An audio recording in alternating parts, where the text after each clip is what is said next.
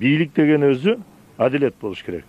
Эгерде бийлик адилет болбосо, ошол бийликти жараткан эл, байлыкты жараткан эл, акылды жараткан эл, элден ашык эч нерсе жок. Бардыгы элдин укугун туурулаш. Мамлекет дагы ошол адамдын укугун, элдин укугун өйдө көтөрүп, бири-бири менен болгон мамилесин туурулаш үчүн жасалат.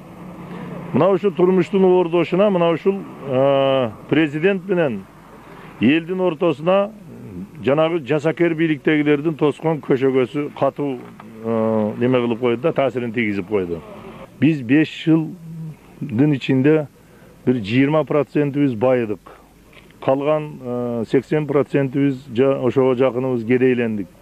Эми мындан бияка 5 жылда эмне болобуз? Гуманитардык жардамды сурап жаңжалдашып атабыз. А гуманитардык жардам дегенди биздин өзүбүздүн тилге которгондо бул садага. Илгери календерлерге дубанага берчү да. Азыр эми элдин баары ошону талашып калды. Айласыз болуп калды. Турмуш оор болуп атат. Ошол турмуштун оордугун биз чыныгы оордукту көзүбүз менен, акылыбыз менен көрүп, бийликтеги чындык орномоюнча турмушубуз